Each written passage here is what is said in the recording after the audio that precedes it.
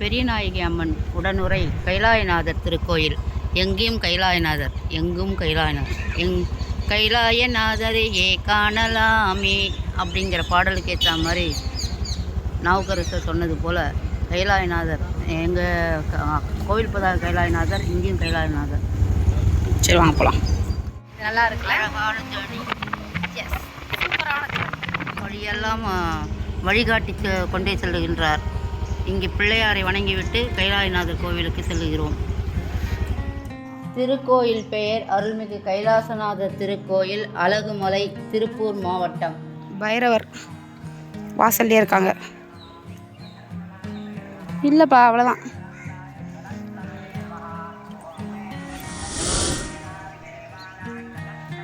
அஞ்சு மணிக்கு கோயில் ஓப்பன் பண்ணிட்டாங்க கரெக்டாக. அந்த மலை கோயில் வந்து கொஞ்சம் சீக்கிரமாகவே திறந்துடுறாங்க. ஸோ வண்டியில் அந்த மலை கோயிலுக்கு போயிட்டு அடுத்ததாக வந்து நம்ம சிவன் கோயிலுக்கு வந்திருக்கோம். 1000 வருடத்துக்கு முந்தைய பழமையான கோவில். இதனுடைய ஊர் வந்து வானவஞ்சேரிங்கிறாங்க. அழகுமலை வானவஞ்சேரி. ஆதி கைலாயநாதர் நந்தனாருக்கும் முற்பட்டு அமைக்கப்பட்ட வழிபாடம் இது. கூன்பாண்டிய மன்னரால் கட்டப்பட்டதாம். இந்த ஆலயத்தின் சிறப்பு 3 தேர் உள்ள சிவாலயம், ஒரே கல்லினால் ஆன 36 அடி உயர தீபம் ஏற்றும் தீபஸ்தம்பம் உள்ளது. லட்சுமி நாராயண பெருமாள் சிறப்பு. இவரை வழிபடுவதால் கணவன் மனைவி ஒற்றுமை ஏற்படும். நமது சிவாலய கிணற்றிலிருந்து எடுக்கப்பட்ட ஒரே கல்லினால் ஆன லட்சுமி நாராயண பெருமாள் எந்த ஒரு ஆலயத்திலும் இல்லாத சிறப்பு. பெருமாள் தன் மடியில் மகாலட்சுமி அமர்த்தி காட்சியளிக்கிறார். 28 ஆகம முறைப்படி 28 அடி உயர கொடி மரம் இங்கு அமைந்துள்ளது. அனைத்து ஆலயத்திலும் நந்தி வாகனத்தின் தலை சற்று திரும்பி இருக்கும். ஆனால் நமது ஆதி கைலாசநாத திருக்கோவிலில் மட்டும் நந்தி வாகனத்தின் தலை நேர்முகமாக இருக்கும். இதனால்தான் நமது ஆதி கைலாசநாத திருக்கோயில் நந்தனாருக்கு முற்பட்ட சிவாலயமாக கருதப்படுகிறது. சதுராஷ்ம திருமேனி.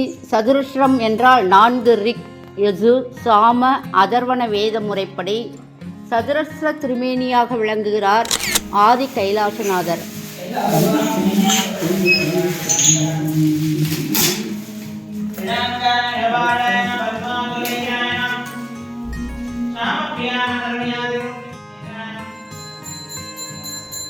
இங்கு வழிபடும் முறை: சூரியன் சந்திரனை முதலில் வழிபட்டு சிவனடியார்கள் 4வர்களுடைய வழிபாடு பண்ணி மாப்பிள்ளை விநாயகரை வழிபட்டு மேதா தட்சிணமூர்த்தியை வணங்கி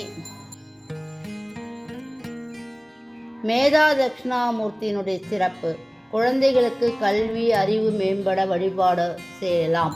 சண்டிகேஸ்வரரை வழிபட்டு லட்சுமி நாராயண பெருமாளை வழிபட்டு வீர ஆஞ்சநேயர் வழிபாடு, வள்ளி தெய்வானை கல்யாண சுப்பிரமணியர் வழிபாடு, நவகரக வழிபாடு, ஸ்தல விருட்ச மரம் வழிபாடு, நந்தி தேவரின் வழிபாடு, அஷ்டதிக்பாலர்கள் வழிபாடு, கொடிமரம் வழிபாடு, ஆதி கைலாசநாதர் வழிபாடு, பெரியநாயகி அம்பாள் வழிபாடு, காலபைரவர் வழிபாடு. இப்படி முறையாக வழிபாடு செய்வதை அவர்கள் எழுதி வைத்திருக்கிறார்கள். முதல்ல கோபுரமும், 2வது பரிவார தெய்வங்களும், 3வது பலியூடமும், 4வது பூஜை செய்யும் அர்ச்சகரையும், 5வது சிவபெருமானையும் வழிபாடு செய்வது உத்தமம்.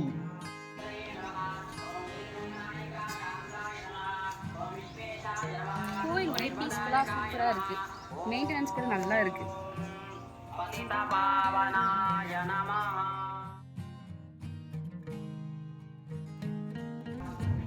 வீர ஆஞ்சநேயர் சிறப்பு. உடல் ஆரோக்கியம் மேம்பட வீர ஆஞ்சநேயரை வழிபடலாம். வள்ளி தேவயானை கல்யாண சுப்பிரமணியர் சிறப்பு.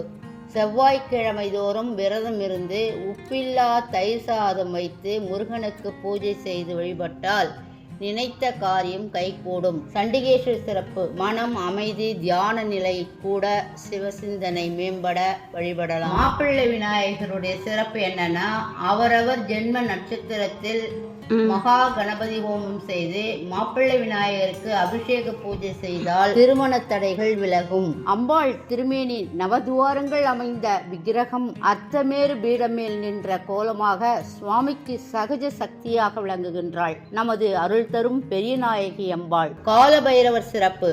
காவல் தெய்வமான காலபைரவரை வழிபட்டால் நமது திருஷ்டி, எதிர்வினை மற்றும் அச்சம் விலகும், வாழ்க்கை மேம்படும். மேலணிந்து என் உளமே புகுந்ததனால் ஞாயிறு திங்கள் செவ்வாய் புதன் வியாழன் வெள்ளி சனி பாம்பெருந்தமுடனே ஆசரும் நல்ல நல்லாவை நல்ல நல்லடியார் அவருக்கு மிகவே. கோசாலையை வணங்கிவிட்டு திருத்தல பயணத்தை நிறைவு செய்கிறோம். மற்றும் ஒரு திருக்கோயிலில் நாம் சந்திப்போம். நமது சேனல் ஞான கருத்தை சப்ஸ்கிரைப் பண்ணுங்கள், ஷேர் பண்ணுங்கள், கமெண்ட் பண்ணுங்கள்.